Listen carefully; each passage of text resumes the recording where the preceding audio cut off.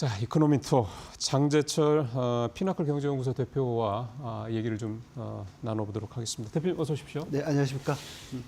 일단은 강등 얘기를 좀 해야 될 텐데 사실은 어제 저녁에 제가 이제 대표님 드릴 질문지를 차면서 생각할 때는 그 당시만 해도 이제 미국 국채 금리도 좀 이를테면 30년물이 5% 넘기도 하고 환율도 이제 달러도 좀 떨어지고 등등해서 여파가 좀 있구나 싶었는데 새벽에 보니까 다 올랐더라고요. 네. 그래서 또 저가 매수 들어왔다라고 얘기도 하고 그래서 보니까 이 신용등급 강등이라는 이 이슈가 현재 뉴욕 시장 흐름에서는 크게 이렇게 부정적인 재료로 시장은 안 보는 게 아닌가 이런 생각이 드는데 이건 저 같은 사람은 그렇게 보는 거고 박사님 보시기에는 어떻게 보고 계십니까?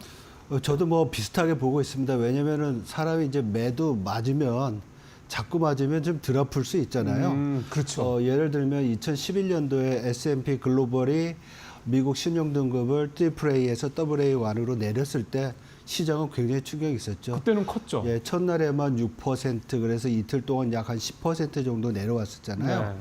그리고 그때는 또 유럽 재정 위기랑 같이 맞아요. 충격이 있었습니다. 2011년이니까. 네. 이번에 우리가 신용등급 강등을 볼 때는 이 이벤트뿐만 아니라 그 지금과 같이 2011년도 아니면 2023년도에도 보면 그때 또 연준이 금리를 올리고 있었어요. 2023년도 그랬죠. 네, 그래서 여러 가지 이벤트들이 같이 복합적으로 작용하는데 그렇죠.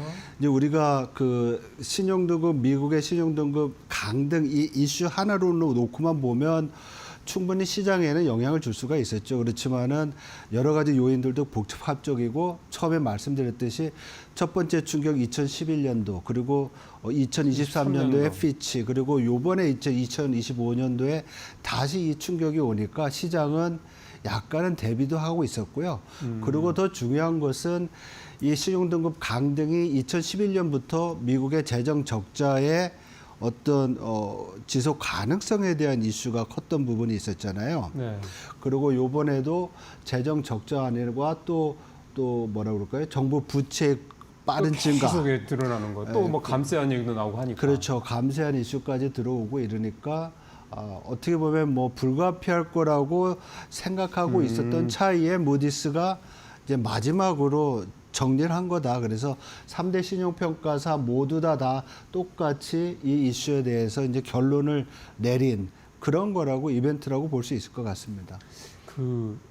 지금 월가에서 나오는 얘기들을 보면 운용사라든가 IB나 이런 쪽에서 나오는 거는 일종의 저가 매수의 기회다. 그러니까 이 신용도 강등이라는 게 일종의 이제 미국 시장 주식 사야 돼라고 하는 그런 식의 신호다라고 보는 측면이 있는 반면에 소위 말하는 투자의 구루라고 하는 사람들 있죠. 뭐 예를 들면 워렌 버핏 같은 경우도 계속 좀 시장에 대해서 좀 우려스러운 목소리를 좀 내고 있고, 네네.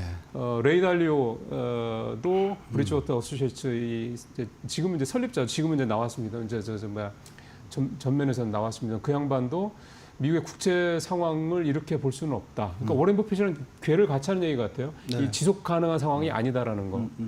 그런 얘기하는 거. JP 모건의 다이먼 CEO도 좀 비슷한 식의 그런 우려스러운 얘기를 했고 이게 이렇게 되다 보니까 저희 같은 사람들이 딱 봤을 때는 저 사람들은 되게 경력도 굉장하고 소위 말해 투자의 대가라는 사람이 저 사람들은 되게 부정적으로 보는데 현재 시장의 흐름은 뭐 저가 매수할 타이밍이라는 이런 식으로 얘기가 나오니까 굉장히 혼란스러우실 것 같아요. 그렇죠. 단기적으로 보면 4월 초부터 시장이 굉장히 큰 조정을 겪고 그렇죠. 굉장히 빠르게 이제 회복하는 중간에 이 이벤트가 나오니까 시장 일부에서는 이미 다 노출된 악재였고 네. 무디스가 그냥 결론만 내려준 거다. 그리고 그동안 또 시장에 4월 달에 조정을 가져왔던 이슈 중에 제일 컸던 게 관세 문제였잖아요. 네. 대중 관세가 145%에서 30%로 이제 내려오니까 이거 생각했던 것보다 시장에 미치는 경제에 미치는 충격 덜할 수 있어라는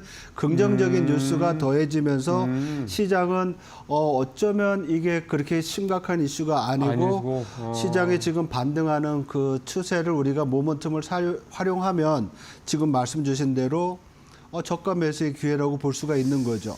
그렇지만 경제를 분석하고 시장을 분석했던 분들의 뭐 가장 큰 이슈는 뭐냐면 정부 부채가 지속 가능하게 이제 유지가 되느냐의 이슈거든요. 그러니까요. 그러니까 우리가 두 가지를 볼 수가 있어요. 그러니까 정부가 재정 적자가 늘어나고 부채가 늘어나게 되면 일단 재정 적자가 늘어난다는 것은 지출이 늘어난다는 그렇죠. 거잖아요. 특히 뭐 메디케이드니 뭐니 이런 얘기 나오는 거니까. 그렇죠. 지출이 늘어나게 되면 다른 조건이 일정할 때 경기가 활성화될 수 있는 여건이 되잖아요. 그렇죠. 그러면 돈을 자꾸 유동성을 푸는 거니까. 그렇죠. 그렇게 되면 물가가 올라가면 연준이 금리를 올릴 수 있는 여건이 되잖아요. 그렇죠. 그래서 인플레이션의 우려가 있는 거고 워렌 버핏이 재정 적자와 더불어서 인플레이션이 발생할 경우에는 굉장히 나쁜 조합이 될 수 있다라는 그러니까요. 얘기를 했었잖아요. 네. 그래서 이런 부분이 있는 거고 또 두 번째는 뭐냐면 재정 적자와 정부 부채가 늘어난다는 얘기는 그만큼 채권 발행이 늘어나는 거잖아요. 그렇죠. 네. 채권 발행이 늘어나면 채권 금리가 올라가겠죠. 왜냐하면 네. 채권이 수요보다 공급이 늘어나면 가격이 떨어지고 떨어지니까요. 가격이 떨어지면 그 가격을 보충하려면 더 많은 프리미엄을 줘야 그렇죠. 되니까 금리가 금리가 올라가는 올라가야죠. 거잖아요. 그러니까 인플레이션 때문에 금리 올라가고 채권이 채권 더 많이 많이 공급되니까 발행하니까 금리가 올라가고 네. 그러면 금리 올라가게 되면은 가계의 소비와 투자가 제약을 위축될 수밖에 받겠죠. 없죠. 그러면 경기 둔화가 되는 네. 거겠죠. 그렇다고 보면 경기 활성화를 위해서 재정 적자를 늘리고 부채가 늘어났는데 궁극적으로는 경기가 좋아지만 궁극적으로는 경기가 나빠지잖아요. 맞아요. 그러면 정부 부채는 늘어났는데 경기가 나빠져서 나빠지고. 성장률이 둔화되면 우리가 우려하는 GDP 대비 전체 소득 대비 정부의 부채는 점점 올라가고 적자도 올라가고 네. 이게 지속 가능하지 않다는 것이 이제 금융시장 전문가와 이코노미스트들 경제학자들의 지적이죠. 그러면 우리가 사실은 아주 원론적인 얘기긴 한데 미국이 기축통화국이라는 점에서 봤을 때 그러니까 미국은 달러를 찍어내는 나라고 이게 뭐 그래서 트리핀의 딜레마라는 말도 나오긴 합니다만 그렇게 해서 달러가 자꾸 유통이 돼야지 전 세계가 발전을 하는 건데 물론 이제 그 후유증으로 미국의 이제 재정 적자는 쌓일 수밖에 없는 구조고 그렇죠. 무역 적자도 쌓일 수밖에 없는 구조긴 하지만 그러니까 이거를 그냥 그렇게만 놓고 보면은 뭐 미국의 재정 적자가 늘어나면 달러 더 찍어내면 되는 거 아니에요? 이게 사실은 일반적으로는 그렇게 생각을 할 수가 그렇죠. 있단 말이에요. 근데 좀 전에 말씀하신 대로 그게 지속 가능하느냐 여부에 대해서는 이제 의문점이 생길 수밖에 없는 거고요. 굉장히 좋은 지적해 주신 거예요. 트리핀 뭐 딜레마의 궁극적인 얘기는 뭐냐면 미국의 기축 통화를 유지하기 위해서 달러를 공급을 해야 그렇죠. 되는데 네. 그 공급 규모가 점점 많아지면 그렇죠. 달러가 약세가 되잖아요. 그렇죠. 양이 많아지니까. 그렇죠. 달러가 약세가 되면 그건 또한 인플레이션 원인이 되는 그렇죠. 거죠. 당연하죠. 네. 그래서 궁극적으로 내 국내 경제에서 여러 가지 요인에 의해서 인플레이션이 발생하게 되면 금리가 올라가는 것이고 워렌 버핏이 금융주를 많이 팔았잖아요. 특히 예, 그렇습니다. 은행주를. 예, 예. 그 이유가 우리가 2023년도에 그 실리콘밸리 은행에서 무슨 일이 벌어졌냐면 장기 금리가 막 올라가니까 은행들이 가지고 있었던 미국 채권의 국채, 예. 국채 가격이 떨어지잖아요. 떨어지죠. 예. 소위 말해서 미실현 손해들이 막 생기면 그렇죠. 은행 입장에서는 자산을 매각을 하든지 아니면 회수를 해야 되잖아요. 대출했던 거를. 그때 또 뱅크런도 좀 일부 있었고요. 그렇죠. 뱅크런 이슈가 있고 그러니까 버핏 입장에서 보면 지속적인 어떤 재정 적자의 이슈 그리고 뭐 코로나 때문에 돈을 많이 풀어서 인플레이션이 굉장히 높았었잖아요. 네. 거기다가 트럼프 대통령이 관세를 또 도입을 하니까 인플레이션이 높아지고 여러 가지를 다 복합해서 보니까 앞으로는 인플레이션의 시대고 금리가 생각보다 높을 것 같고 그렇다고 보면 이거는 금융주 특히 은행주한테는 굉장히 나쁜 거 아니냐. 그러니까 참 잘 아는 거예요. 그죠? 그렇죠. 그래서 네. 현금 보유 비중을 많이 가지고 가야 되는데 또 현금 보유를 많이 하려다 보니까 인플레이션이면 너무 나쁘잖아요. 그렇죠. 그러니까는 모든 부분에 있어서의 투자가 어려워지는 거고 그것이 우리가 이제 소위 말해서 셀 USA의 단초가 됐던 그래서 경제나 펀더멘탈 여러 가지로 봤을 때는 위기 상황이 아니지만 미국 경제가 네. 그동안에 일어났었던 재정의 적자 이슈, 재정 건전성 이슈와 지금 진행되고 있는 인플레이션 그리고 예상되고 있는 미국의 경기 둔화 다 보니까 이건 미국에서는 뭔가 투자를 하기 위해서는 네. 조심을 해야 되겠다. 그런 판단을 내린 거죠. 그래서 모든 자산을 다 팔게 되는 그리고 금값이 오르게 되는 그렇죠. 요즘에 그런 상황. 또 올랐더라고요. 그렇게 됐던 게 이제 우리가 4월에 봤던 현상이고요. 문제는 이제 이 상황이 계속 지속되겠느냐의 이슈잖아요. 그럼요. 그래서 그 다음 질문은 그런 것 같아요. 그러니까 지금도 이제 앵커께서 말씀해 주셨지만 이게 바이 더 딥, 낮았을 때 사야 되느냐, 이게 계속 올라갈 거냐. 근데 좀 저는 우려스러운 게 미국의 경기 침체 가능성은 관세가 좀 약화가 되면서 줄어들 수는 있지만은 경기 둔화는 못 피할 것 같아요.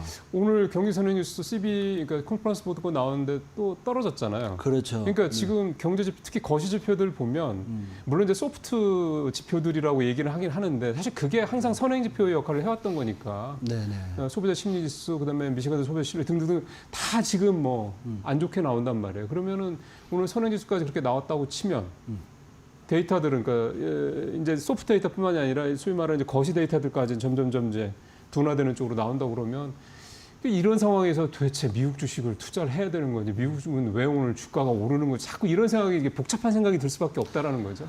예, 그래서 우리가 단기적으로는 분명히 뭐 모멘텀이 있으니까 시장의 지표는 좋아질 수 있지만은 어차피 금융시장은 뭐 펀더멘탈을 반영해야 되는 그럼요. 거잖아요. 경기를 반영해야 되는 거고 경기 둔화 자체가 우리가 피할 수 없는 거라고 하면 우리가 알고 있었던 눈높이를 좀 낮춰야 되는 그런 상황이 되는 거고요. 예. 그리고 지금 뭐 우리 외신에서도 봤겠지만은 연준 인사들이 올해 금리 인하가 9월 이후로 갈 수도 있고 한 번 정도 한 번 정도 그 얘기하더라고요. 얘기 나오잖아요. 오늘 아침에도 그 얘기 그렇죠. 언론에서 그렇게 얘기했는데 그 얘기는 그만큼 금리 수준이 높은 수준을 계속 유지하고 있다는 얘기거든요. 할 수밖에 없는 상황이 지금 그렇죠. 되고 있고. 금리가 높게 유지된다고 하면 성장주들한테는 상당히 부담이 될 수 그럼요. 있는 요인이죠. 그래서 네네네. 경기 둔화와 고금리 수준을 생각해 놓고 본다고 하면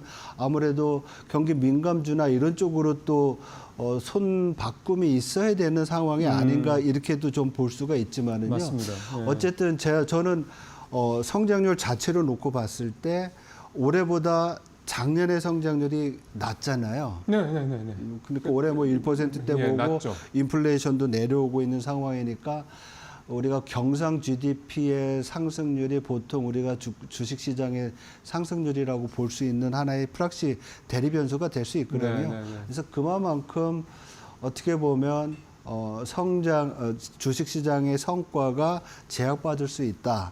그래서 눈높이를 좀 낮추자는 생각을 하고요. 또 일부에서는 소위 여태까지 미국 주식을 이끌어왔던 게 미국의 굉장히 강한 경기 펀더멘탈. 고용 뭐 그렇고. 그래서 우리가 그걸 미국 예외주의라고 그랬잖아요. 네. 돈이 뭐 다 미국으로만 들어가니까요. 그렇죠. 그런데 그런 요인들이 이제는 뭐 유럽이나 아니면 또 일부 중국 네네. 이런 식으로 신흥시장국과 다른 선진국으로의 또 자금 흐름이 있을 수 있기 때문에 그런 데서의 투자의 기회를 또 찾는 것도 중요하지 않나 이렇게 보고 있습니다. 최근에 그 미국 국채 보유한 나라들 그 3월 말 기준인가요? 그 리스트가 뜬 걸 보니까 뭐 일본이야 뭐 당연히 1등이고 중국이 2위에서 3위로 떨어지고 그러니까 미국의 국채를 줄였다는 얘기인 거죠. 네네. 뭐 우리나 뭐 싱가포르, 대만 이런 데들은 조금씩 더 샀더라고요. 그러니까 이거 우리 좀 샀어 뭐 이런 정도 얘기를 하는 것 같고 그러니까 결국은 중국이 계속해서 미국의 국채를 비중을 줄이고 있다라는 것도 사실은 지금 말씀하신 그런 부분들이라고 좀 연장선상에서 볼 수 있다고 생각이 드는 건데 사실 이번에 신용 강등 얘기가 나오면서 좀 우려스럽게 봤던 그 근거들을 그러니까 이유들을 좀 보면 그 중에 하나가 결국 달러화의 이 어떤 글로벌 포지션이 그러니까 글로벌 어떤 지위가 자꾸 약화된다 이거라는 거잖아요. 네, 그리고 최근에 7년물도 그렇고 20년물도 그렇나요? 그 국채 입찰한 걸 보면 입찰 경쟁률도 좀 10년 평균 대비 떨어지고 그다음에 프라이머리 딜러라고 그러나요? 이게 다 안 팔려서 남는 거를 이제 그 뭐 JP 모건이라는 IB들이 이제 가져가는데 그 비중이 좀 늘어나고 등등등 국채에 대한 미국 국채에 대한 수요도 줄어드는 그런 징표들이 자꾸 나오고 있고 이게 그냥 시작점 정도로 봐야 되는 겁니까? 이게 큰 흐름의 시작인지 아니면 그냥 일시적인 건지 이걸 어떻게 좀 봐야 될까요? 두 가지 우리가 뭐 포인트가 있는 것 같아요. 첫 번째는 이번에 무디스가 신용 등급을 강등을 했지만 네. 신용 등급 전망이 있잖아요. 전망은 그거는 또 올렸더라고요. 부정적에서 이제 긍정적으로, 바꿨거든요. 네, 그렇게 안정적으로, 네. 바뀌면서 하는 얘기가 미국이 아직까지는 경제 시스템 자체가 굉장히 탄력적이고 강건하다. 그리고 기축통화국의 지위는 여전히 유지할 만하다라는 네. 얘기거든요. 그리고 지금 말씀하신 대로 중국이 미국 국채 보유 비중을 줄이고는 있지만은 네. 전반적으로는 늘어났어요. 중국이 보유한 아니요. 전체 전 세계는 늘어났더라고요. 외국인들이 네. 미국 국채를 보유한 그거는 지난 2월, 3월 달 다 같이 늘었는데 네. 그 얘기는 뭐냐면 어떻게 보면 달러에 대한 그 위상이 데미지, 손실은 본 것 같아요, 요번에. 그래서 뭐 셀 USA 하면서 미국 자산, 달러 자산을 판 그런 계기는 있었지만은 그게 급격히 진행될 것 같지는 않고요. 아, 그렇죠. 예, 아무래도 기축통화의 그 지위가 어떻게 보면 금융 시스템과 교육 시스템이 다 같이 이제 변하고 거기다가 그럼요. 외교 군사력까지도 이제 생각해야 그럼요. 되잖아요. 네.